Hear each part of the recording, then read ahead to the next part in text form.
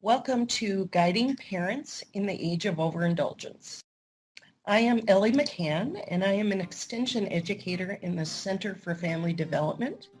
And I am joined today by Jean Ilse Clark. Hi, it's great to be here. You want to tell us a little bit about yourself? Sure. I'm part of the research team working on the impact of childhood overindulgence on adult lives. This has been an amazing experience because we've had so many surprises. You'll learn about some of the surprises today, and I hope you'll approach them with gusto and make sense of them in your own lives. So a little bit about our hour together today. We are going to learn about the overindulgence research that Jean just referred to. We're going to give an overview of parenting in the age of overindulgence, which is an online course for parents. And we're going to begin to explore tools for parents who are encountering overindulgence. Today's webinar is being recorded for future viewing.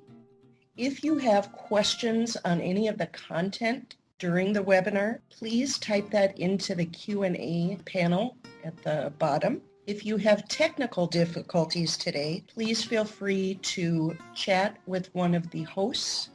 We also have others in the room with Jean and I today. Young Mao and Hannah Jastrom are working with our technology pieces and questions. They'll be helping us along the way. And Lisa Kraus is also in the room, who is part of our overindulgence team. We have a question that we would like you to respond to begin our webinar. In your experience, does overindulgence come up seldom, sometimes, or frequently? If you could put your response in the polling panel, that would be great. 39% correct, say sometimes. 33% say frequently. And 0 say seldom. How about that? No, it's everywhere. It is everywhere. And we're learning to recognize it. So what is the research behind parenting in the age of overindulgence? Since 1996, Jean Ilse Clark, Connie Dawson, and David Bredehoff have collaborated together on overindulgence research. They have completed 10 research studies with over 3,500 research participants that have really provided a lot of insight into childhood overindulgence and the subsequent effects on adults. They have co-authored and revised this research into practical implications and potential applications in the book, How Much is Too Much? Raising Likable, Responsible, Respectful Children from Toddlers to Teens in an Age of Overindulgence. So what is overindulgence? Overindulging children is really giving them too much of what looks good too soon and for too long. It's giving them things or experiences that are really not appropriate for their ages, their interests, and their talents. It's the process of giving things to children to meet the adult needs, not the child's. Overindulgence is giving a disproportionate amount of family resources to one or more children in a way that appears to be meeting the children's needs, but it does not. So children experience scarcity in the midst of plenty. Overindulgence is doing or having so much of something that it does active harm, or at least prevents a person from developing and deprives that person of achieving his or her full potential. Overindulgence is also a form of child neglect. It hinders children from performing their developmental tasks, and from learning necessary life lessons. So how did we get all that dreadful information? Well, we got it from adults who had been overindulged as children. We did a long series of in-depth interviews. And at the time that I started those, people weren't talking about overindulgence. So the interviewees wanted to talk with me a long, long time. All of them said at the end of the interview, "You are the first person who has ever listened." I want to give the definition now. All right. At the end of an interview, I would say, "What is the definition of overindulgence?" and they would tell me something, and then they would point a finger at my head or at my heart and say, you include that. Okay. So we have a really long definition. This is the one that's in the book, How Much is Too Much. Overindulging children is giving them too much of what looks good too soon and for too long. It is giving them things or experience that are not appropriate for their age or their interests and talents. It's the process of giving things to children to meet the adult's needs, not the child's. And I'll talk a little more about that because that's really surprising. Overindulgence is giving a disproportionate amount of family resources to one or more children in a way that appears to be meeting the children's needs, but does not. Another surprise. So children experience scarcity in the midst of plenty. One of them said to me with real longing in his eyes, they gave me things and I wanted them. Overindulgence is doing or having so much of something that it does active harm, or at least prevents a person from developing and deprives a person of achieving his or her full potential. It's a form of child neglect. Now, Ellie went through those things, and I gave you that complete definition.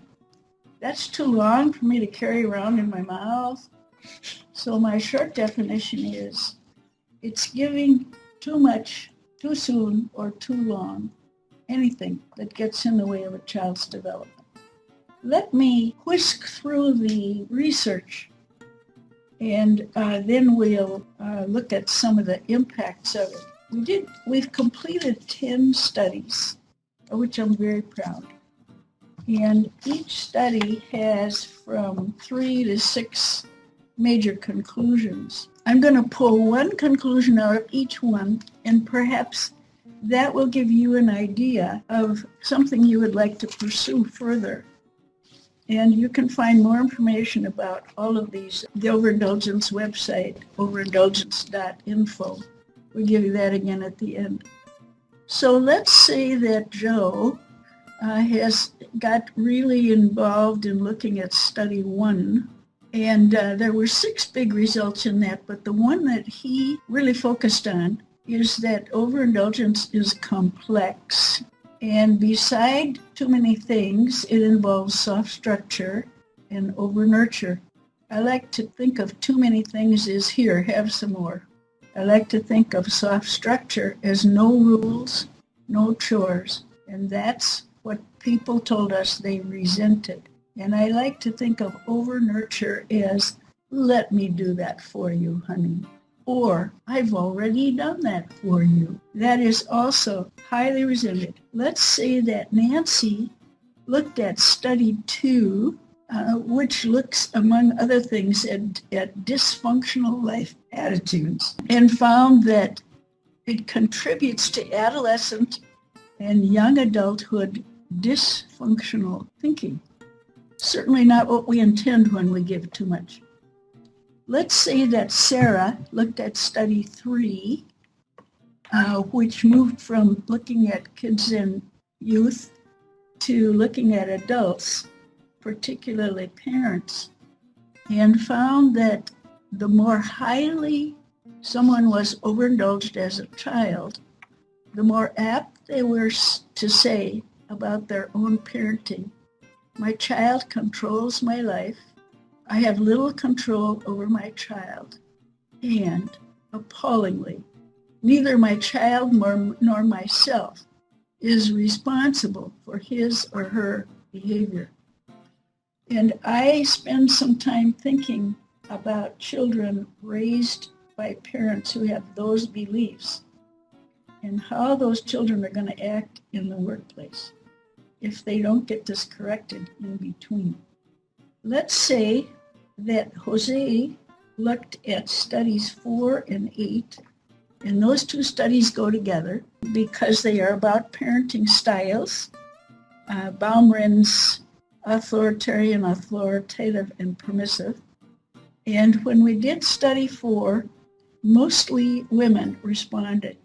So later on, we did study 8, which used exactly the same study but was only for dads, and found that we thought that permissive parenting, it's okay, honey, do whatever you like, would have the most overindulging parents.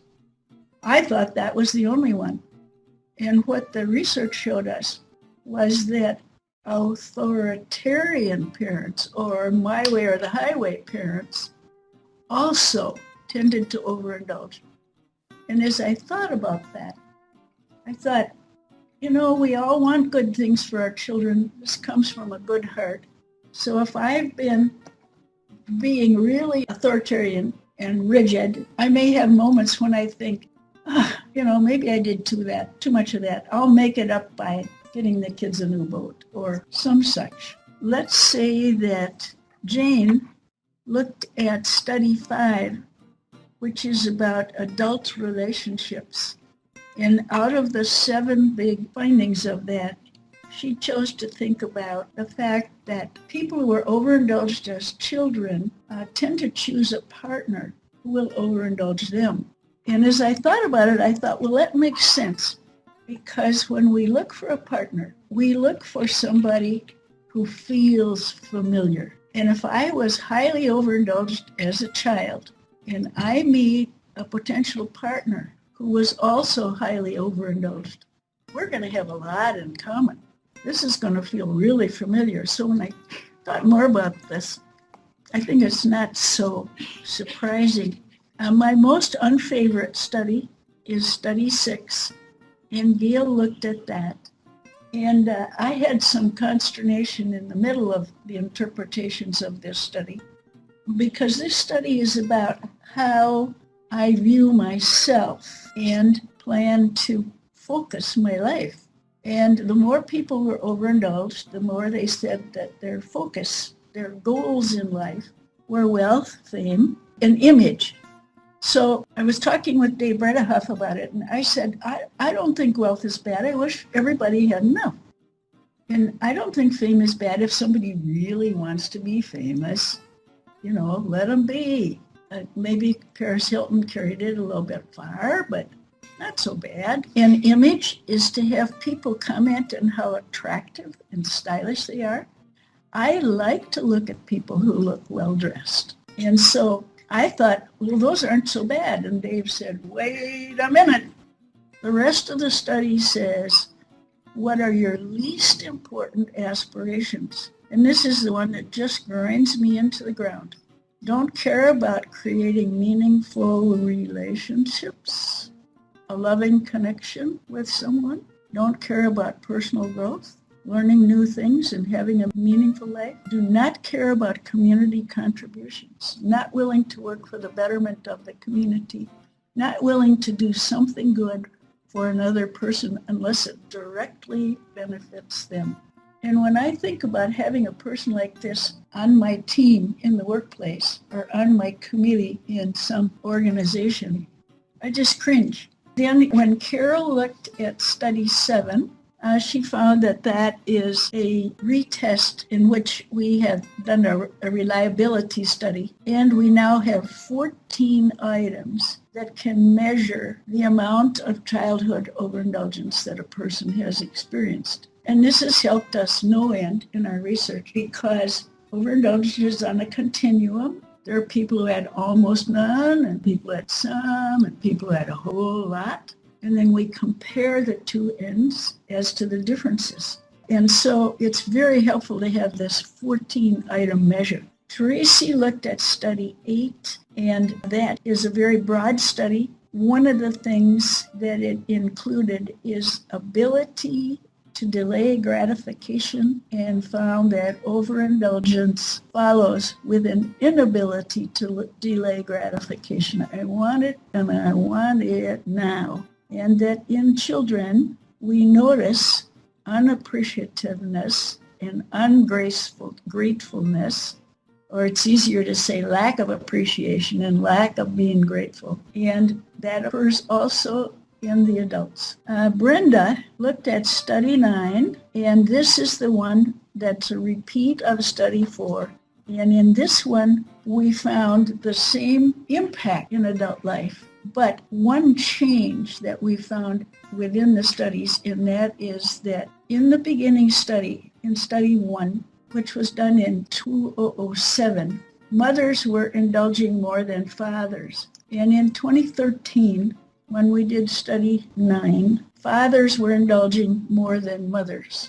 But mothers, don't lean back on your laurels because they weren't indulging a whole lot more. The mothers were still having at it. And that's a study that we include in our Parents Forever curriculum. Right. Along with our parenting styles. Right. So parents can really look at where am I at in my style and how might that be affecting if I'm overindulging. Right. And then Sandy looked at study 10. There are 5 big findings in that. And the one that stopped her, this was a study where we look at, is overindulgence really the same thing as helicopter parenting? And we found that children who were overindulged were mainly parented by helicopter parents, but not exclusively. You can overindulge without hovering. The one that really Sandy focused on is that adults who were overindulged, highly overindulged in childhood, feel they are entitled to more of everything than they deserve, and that they deserve more than other people. So there's no equity in that. So of course I get more. And also, we had another study in there on spiritual involvement and found that the more people were overindulged, the less interested they were in spiritual growth. So it gives you a quick overview. There is more on the website, overindulgence.info. And you only got one finding out of each study. So what's the impact? It's painful to the child and the people around them. Ellie, alternate these with me. Well, children may like being overindulged at times, but overindulgence can be also very painful to themselves and to the people around them. Overindulgence is more than spoiling. We think of spoiled children, they just break boundaries and are demanding and interrupt and so on and so forth. But some overindulged children have very good social manners because that's been the bargain.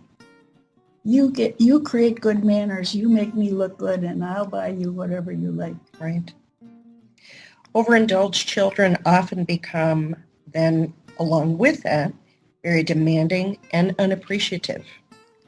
Children who are overindulged with lessons, music, sports, dance, etc., may have admirable performance skills, but lack everyday life skills. I'm thinking about a girl I hired to do some work for me, a girl who's a beautiful athlete. And she was 17 and she had never had a vacuum cleaner in her hands. Also, people who were overindulged as children suffer later in life when they run into situations where their overblown sense of entitlement is resented and when they lack skills other people take for granted. And I think that is one of those pieces that can show in an office environment or in a workplace environment as adults, as people that we just tend to not really enjoy working with. Right. So we'll give you the rest of the bad news really quickly, okay, because we got a lot of good news. What did people say in the study that was very open-ended and where people gave us their own words, not just checking items? I feel sad and angry when I don't get my way or don't get what I want. I often feel disappointed in others. I feel let down by them. Again, the more I give, the more I expect back. I'm so far in debt, I can't see the light of day. I'm overweight, and I'm too tired. I am discontented, overweight, enjoy cocktails, overcook and overfeed children or guests, or don't feed them at all. Yeah. don't set enough reasonable limits, have trouble budgeting time and money. And one person said, I'm fat and I still feel empty. So we've distilled 7 hazards of overindulgence. Trouble, learning to delay gratification. Trouble, Ellie? Giving up status as a constant center of attention. Attention. Trouble, becoming competent in everyday skills, self-care, and relating to others. Trouble, taking personal responsibility. Trouble developing a sense of personal identity. Trouble knowing what is enough. Trouble knowing what is normal for other people. Since this is so grim, why is it that parents overindulge? Well, the first thing we hear is people have too much money, or people want to give their children things that they didn't have. But what we found out in the studies is that overindulgence can happen at any income level. And we identified 41 reasons. So I think that the reason I overindulge as a parent is my reason. It's idiosyncratic to me that we don't have, okay, these are the 3 reasons people overindulge, don't do that. I think it's very much part of a person's unmet needs, probably part of the family system. Mm-hmm. It's one reason it's complex. But always to remember, as Ellie goes on with the games parents play, that when we started the research, I thought I wouldn't like parents who overindulge because I thought they were mean. And then, of course, I found out I was doing it, which was not what I intended. And we're now sure that it comes from a good heart, but that we haven't had the ability to see it and the tools to counter it. Right. And I think sometimes, as we talk about in the Parents Forever curriculum, this can also happen between parents who are co-parenting in a variety of different ways that they can play games, and it tends to be a lose situation for the child, of course. Some of the different ways is either being the Merry Mom or the Disneyland Dad, turning kids into adults, which is also called parentification, playing hostage, either preventing the child's possessions to go to the other parent's home or preventing the child from going to the other parent's home. I Spy and the Secret Keeper is asking that child to spy on the other parent and then come back and report, or keeping secrets from the other parent.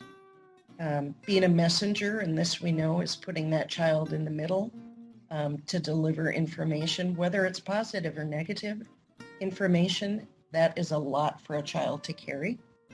And put downs, when we as a parent put down the other parent, we know how much that can hurt a child because that child is part of both of their parents and has that identity. Right. Another one that I think about is parents demanding loyalty. Oh, absolutely. You must be more loyal to me than to the other parent. Mm-hmm. And grandparents, as we know, and you have talked about some, can also overindulge. Well, yes, unfortunately. I can't wait to be a grandma, but boy, I'm going to have to watch that. Oh, there are some chapters in the book, in the How Much book, about that. So, as Jean said earlier, this can all really come from such a good, loving heart, because parents give in or give too much because they want their children to be happy, or sometimes it's just to get through the day. Yes, and another reason is simply not knowing child development. I was talking with a high school student who is pretty with it, And she was lamenting that her sister-in-law is trying to scrounge up enough money to buy a laptop for the nephew, who is 1 year old. And you know what? I was hoping you were going to say was college bound. Yeah, right. And the high school student said, "Why are you doing that?" And the mother said, "I have to. All the mothers are doing it." Goodness. Well, if you don't understand that screen time is not good for the brain, and you care about your child, you have that good heart, Mm-hmm. it can catch you. Mm-hmm. So in the How Much is Enough book, which is a revision of in the How Much is Too Much book, which is a revision of How Much is Enough, there are new chapters on grandparenting and on overindulgence.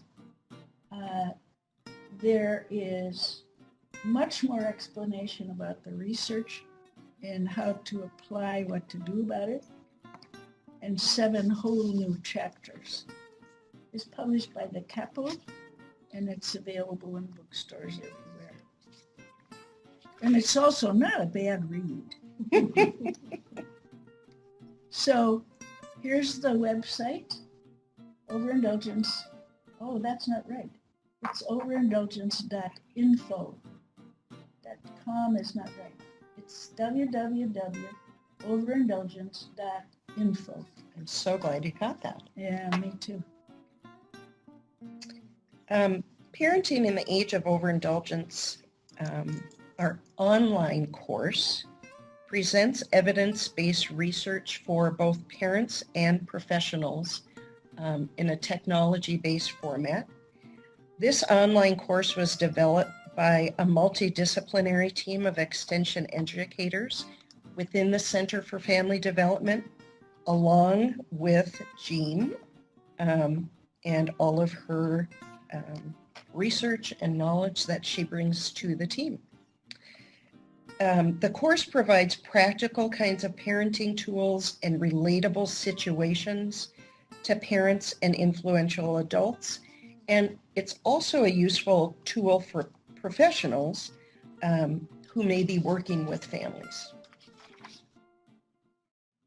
The goal of this team was to increase parents' self-awareness and to promote self-efficacy to make changes to reduce overindulgence in their parenting.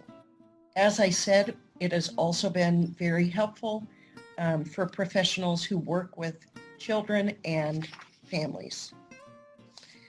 So a little bit about this course and how it is organized. It begins first by learning what is overindulgence. We've gone over some of that today, but it'll take you in kind of that same direction. Next, it covers the 3 types of overindulgence that can occur.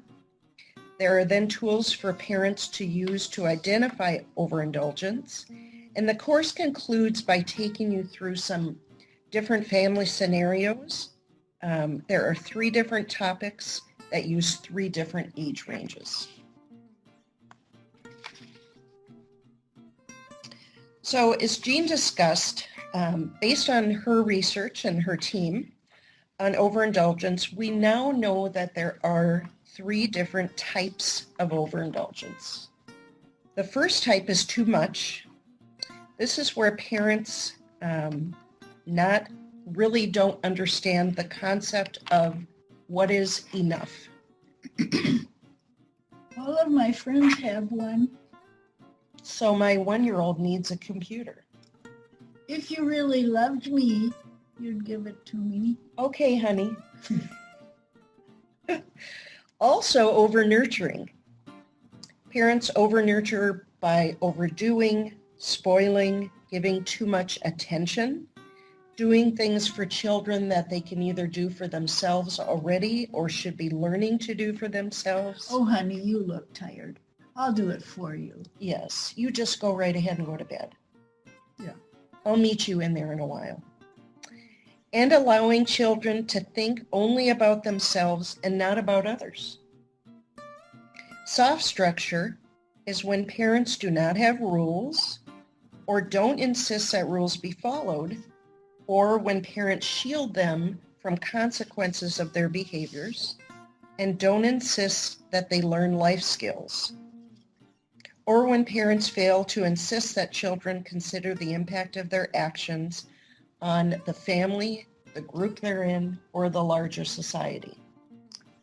One of the things that helps children do all of those things is chores.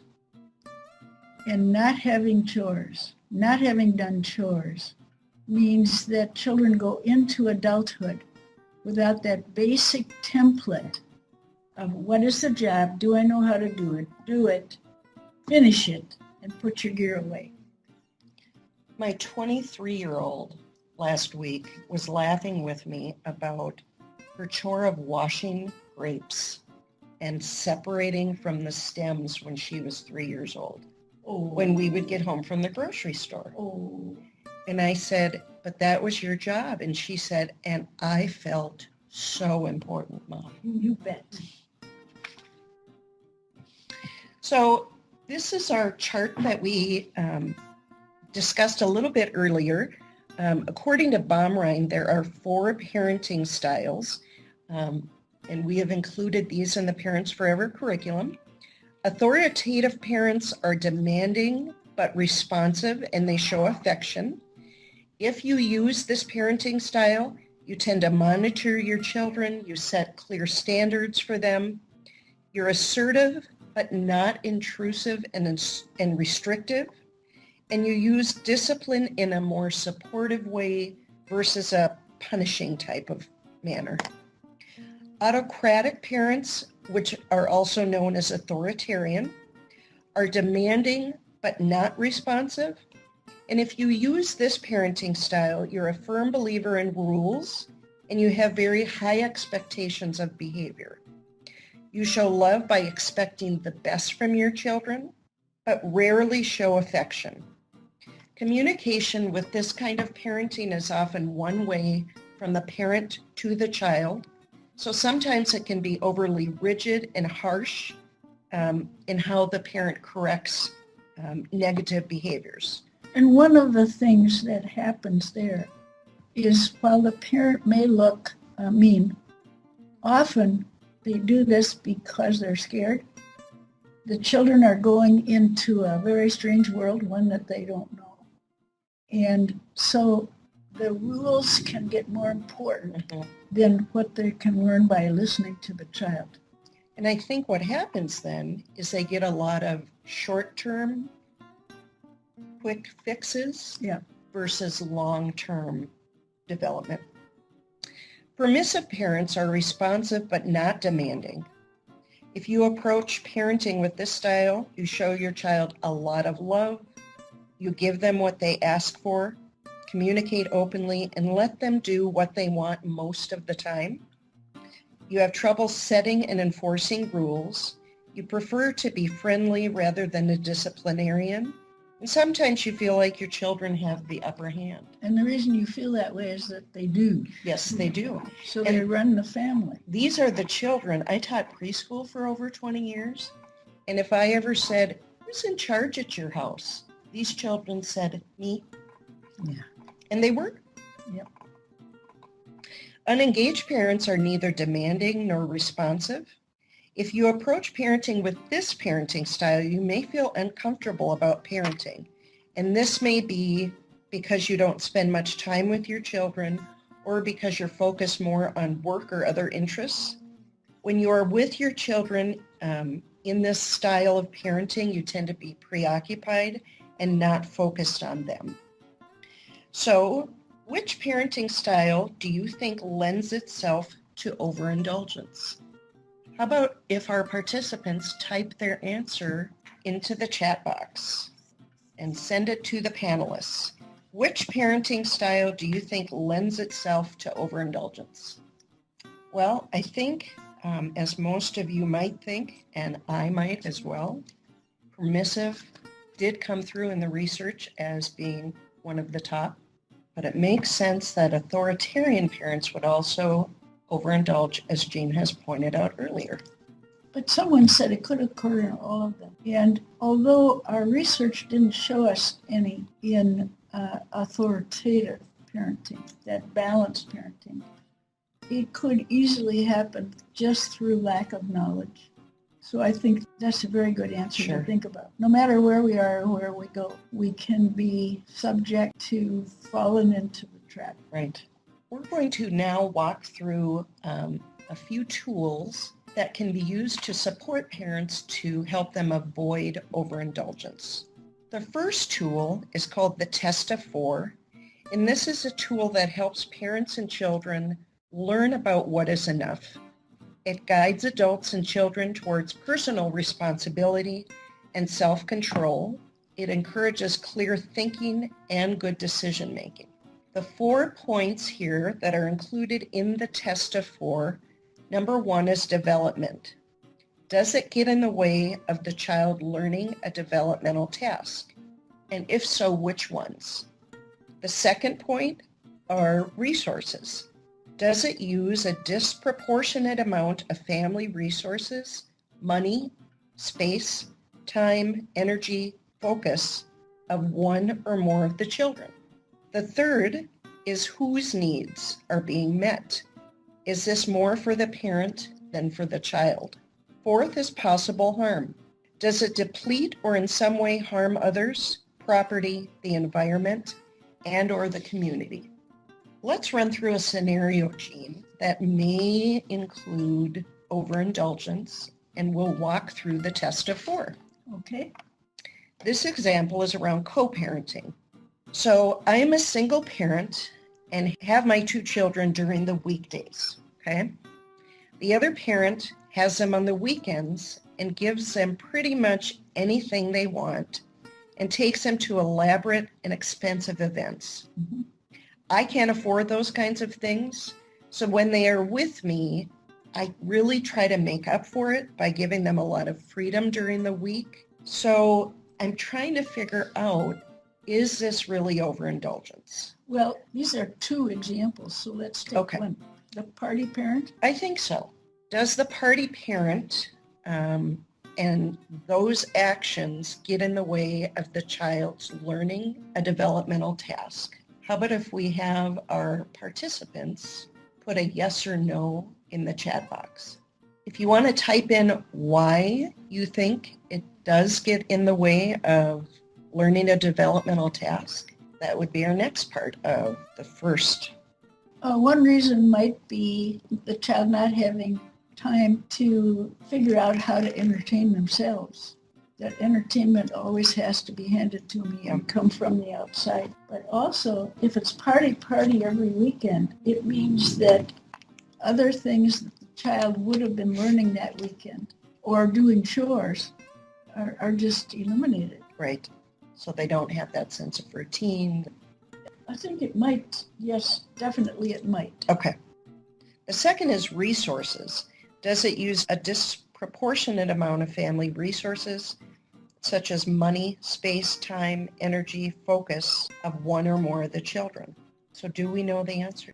Participants, if you'll type in a yes or a no. And if you want to put in what type of resources that it may use too much of, you can type that in as well. So it sounds like it's using up a lot. Right. And I really like this question because it's so good for me when I look at, is this act that I want to do or this thing that I want to give overindulgent? Because really only the people within the family know about this one. Mm-hmm. We can't use this one by and large to judge anybody else. Right. This Test of 4 gives us some clues, but we really have to do it, as my co-author Connie Dawson would say, scrupulously within ourselves. So the next is whose needs are being met. How about if you type in either parent or child here? Oh, there's parent. All right. Well, let's talk about that need for a minute. If I'm the party parent, what is the need that I'm fulfilling for myself? The need to keep my children busy. Might be just to keep them busy. And could it be because I'm not sure what else to do with Might not the time know what else to do. What else? to keep the kids happy. Keep the Someone kids is saying. happy. Yeah, absolutely. Trying to make yourself feel better about the situation. Yep. Maybe even trying to be the favorite parent. Mm-hmm. Many reasons. Many reasons. Absolutely. But party every weekend would be very hard for us to say that's what the child needs.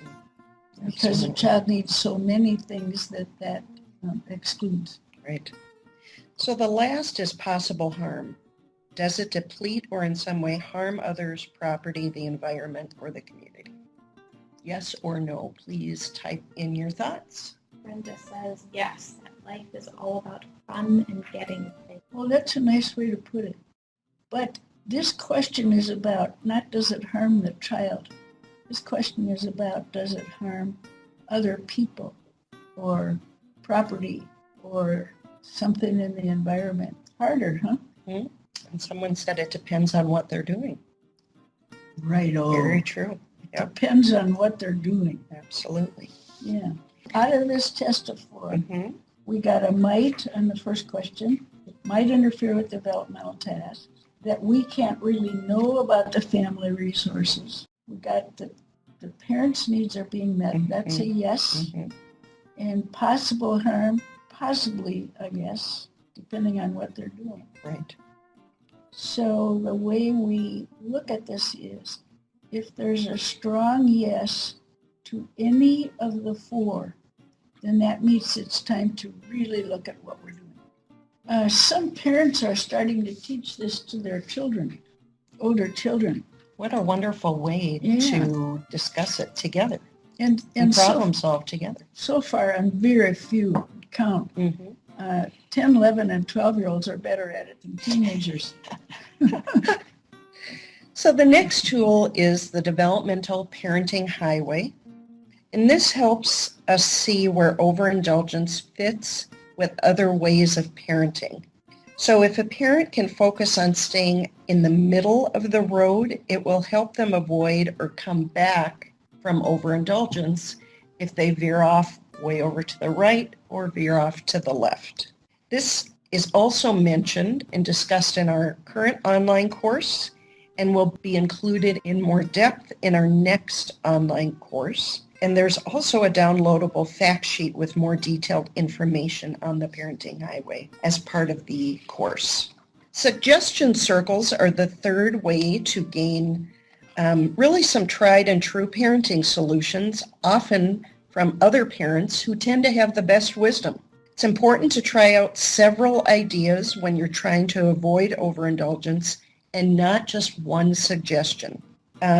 You can ask a group of about 6 people, of family or friends, for their most helpful ideas for solving your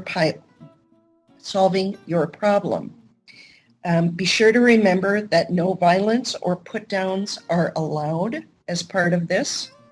And do not let others expand on anyone else's ideas. Simply say thank you to each idea. Then think, choose, and use an idea. If you want to discuss any idea more in depth, you can do so at a later time. And one thing that often happens is when you get those options, you start thinking and come up with something even better. Right. Suggestion circles can also be done on the phone or video chat. Find 6 friends to connect with. On email, Facebook, or discussion boards. Once again, find 6 friends or family members to connect with using one of these methods. You can also use them at work or in your community. Ask 6 service people or coworkers. Oftentimes these can be the greatest suggestion circles, which really are another parenting tool to use to help us stay away from overindulging. And just a general stay away from it is, if you think you're overindulging, you've used the test of 4, you have that sticky feeling. Instead of just feeling guilty about it or beating on yourself, don't do that. Just do less tomorrow. Less overindulging tomorrow. It's here. We're all doing it. tomorrow do less. One day at a time. Yeah, right. Absolutely. So what we'd like to do is ask you the same polling question at this point. So in your experience, does overindulgence come up seldom, sometimes, or frequently? All right, Jean.